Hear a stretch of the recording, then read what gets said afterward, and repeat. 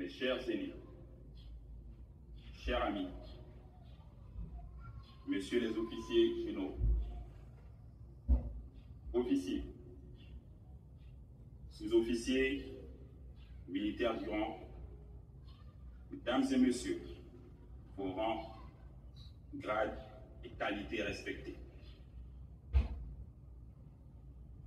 Gabonais et Gabonaises, mes chers compatriotes, je voudrais commencer cette allocution en m'adressant d'un cœur reconnaissant une action de grâce au Dieu Tout-Puissant.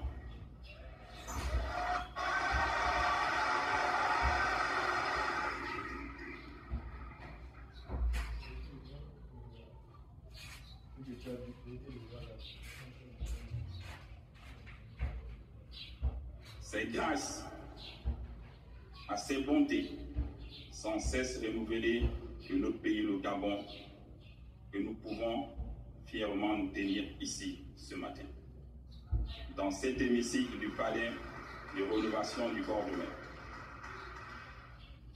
Ce même Dieu qui nous a parlé le matin du 31 août 2023 et qui continue de nous parler est celui qui a conduit nos pas jusqu'ici.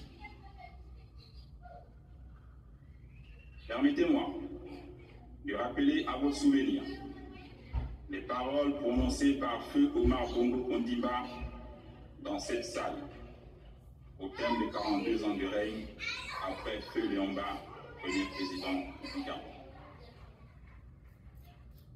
Il disait: Dieu ne nous a pas donné le droit de faire du Gabon ce que nous sommes en train de faire. Il nous observe.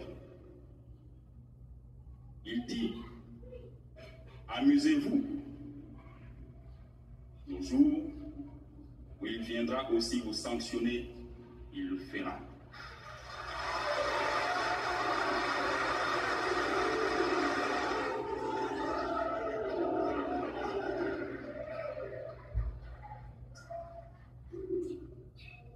Cette phrase remplie de sagesse était en réalité la voix de Dieu qui a fini par accomplir sa volonté pour le peuple gabonais aujourd'hui.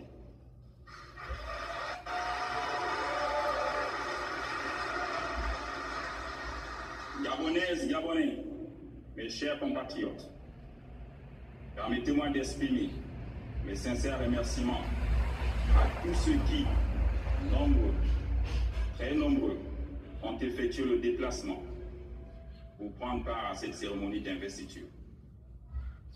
J'ai une pensée particulière pour tous les Gabonais de la diaspora qui suivent cette cérémonie de là où ils sont. Mais j'ai surtout une pensée spéciale pour tous nos compatriotes qui auraient rêvé vivre ce jour, mais nous ont précédés dans le délat. Je pense à tous les partisans du changement et de l'alternance. Simon Oyonaba,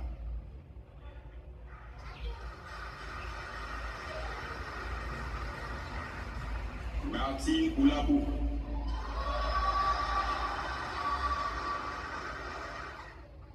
Pierre-Louis Agonjo Okawe, Pierre Mamoundou Mamoundou, André Baoban, pour ne citer que cela. Comme disait l'ancien président ghanéen, Jerry John Rawlings, quand le peuple est écrasé par ses dirigeants, avec la complicité des juges, c'est l'armée qui lui rend sa liberté et sa dignité.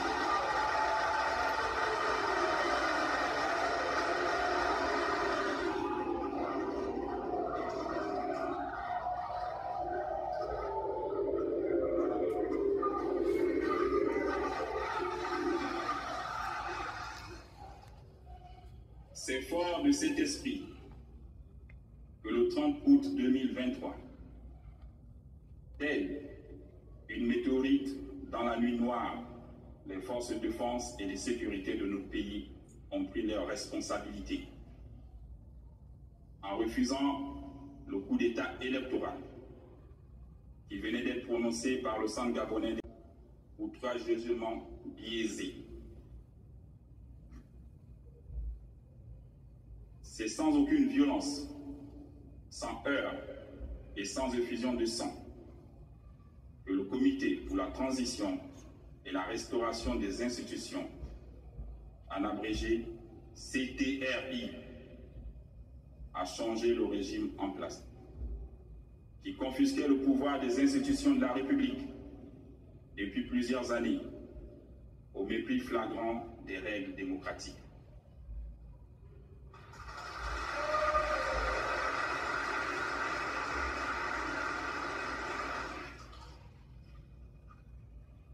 Cette action patriotique inédite restera sans doute un cas école dans les annales de notre histoire.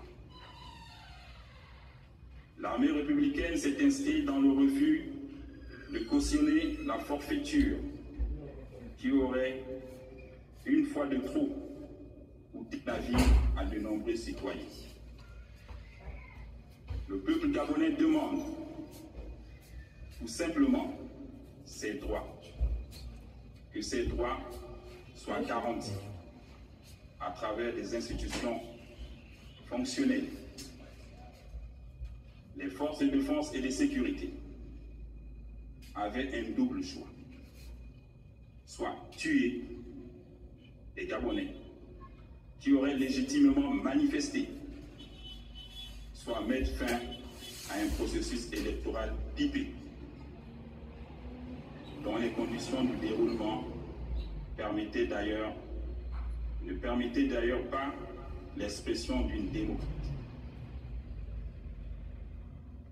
C'est en toute liberté et responsabilité que nous avons dit non. Plus jamais ça dans notre beau pays, au Gabon.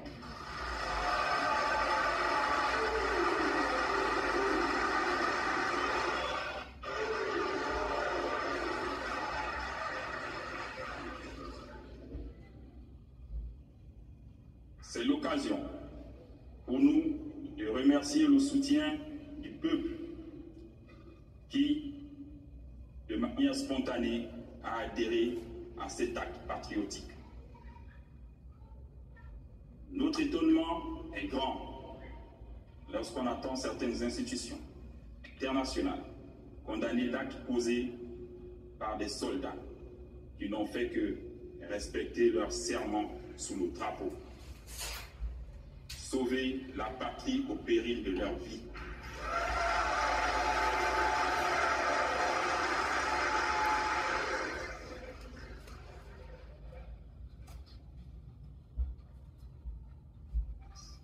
Desmond Tutu disait, je cite, « Si vous êtes neutre devant une situation d'injustice, c'est que vous avez choisi d'être du côté de l'oppresseur. »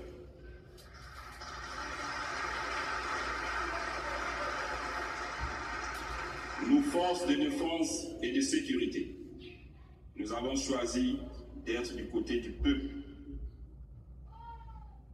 et de la liberté.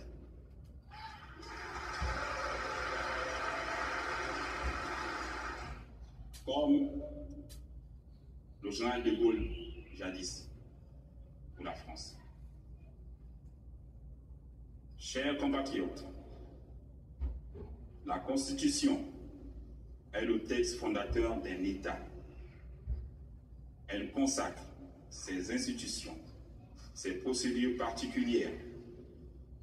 Or, ces mécanismes de représentation n'arrivaient plus à mettre notre sécurité en situation de suivre.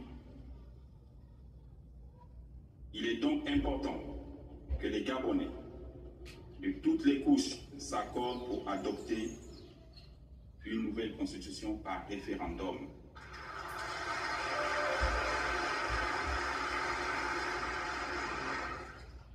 Ainsi qu'un nouveau code électoral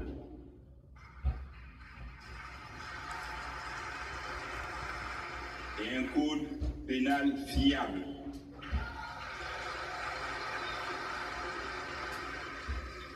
Qui garantissent à tous les mêmes chances. Notre pays, le Gabon, mérite des institutions fortes, crédibles, une gouvernance assainie, plus en phase avec les normes internationales en matière de respect des droits humains, des libertés fondamentales, de la démocratie, de l'état de droit. Je souligne par ailleurs que le Gabon est un pays indivisible dans sa diversité, de ses cultures, sa complexité ethnique et sa géographie. L'unité de notre peuple doit toujours être la condition essentielle pour l'exercice de nos libertés fondamentales. J'y veillerai personnellement durant toute la période de transition. De même, je m'engage à ce que les relations séculaires entre les Gabonais et nos frères étrangers soient toujours des relations de grande amitié, de tolérance et de la concorde. La politique et l'administration dans un pays sont des domaines de la souveraineté nationale. Le dire n'est nullement de la technophobie.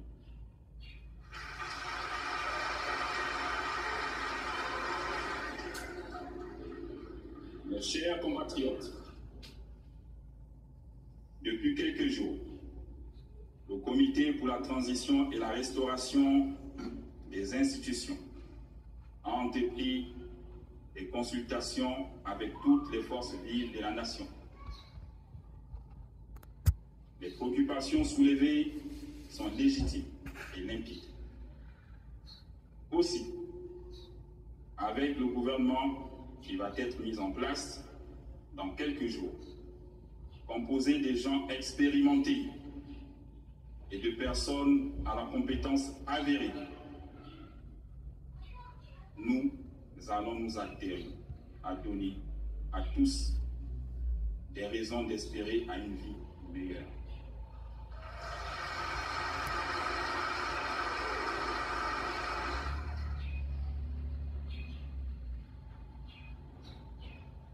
Ici et maintenant, je m'engage solennellement à ne ménager aucun effort pour qu'à l'issue de cette transition, notre pays, le Gabon, soit doté d'institutions fortes, démocratiques et crédibles.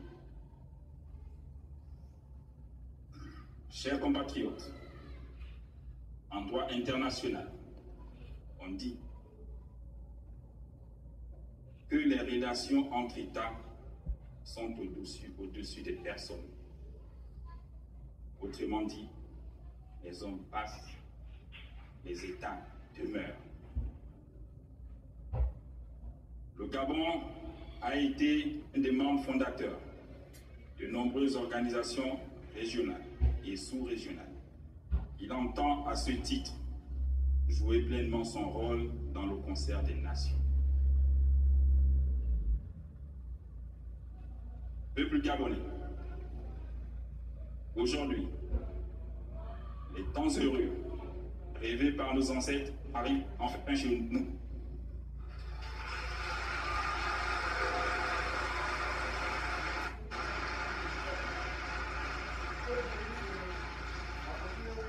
Et il faut donc un changement profond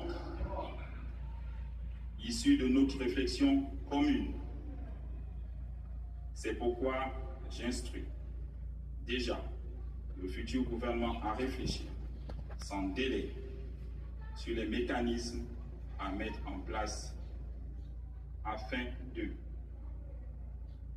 faciliter le retour au pays de tous les exilés politiques,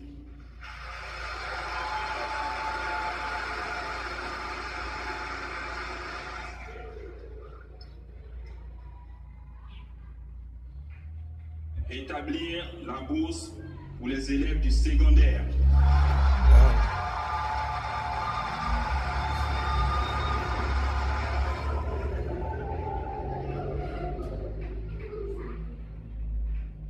amnistier les prisonniers d'opinion,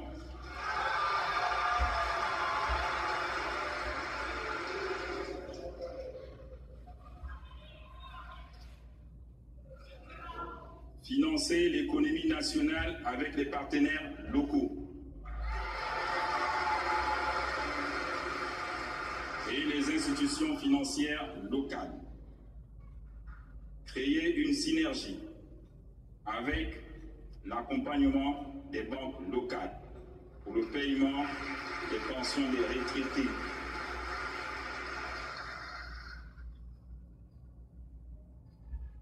réviser les conditions d'attribution de la nationalité gabonaise. Vraiment.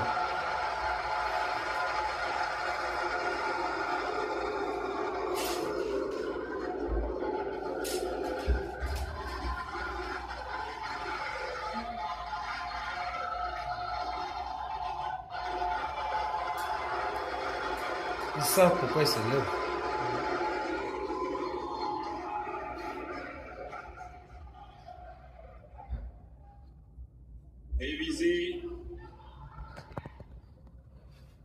Réviser les lois du foncier en République gabonaise.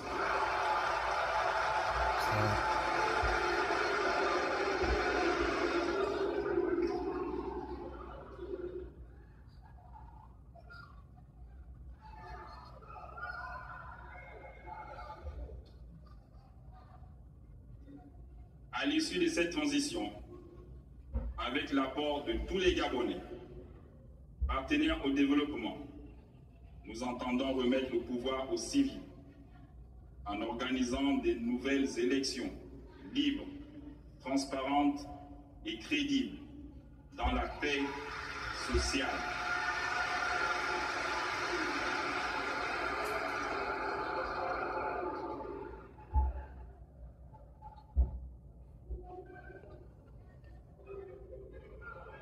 Hommage au père fondateur de notre belle nation, peuple gabonais, c'est enfin notre essor vers la félicité.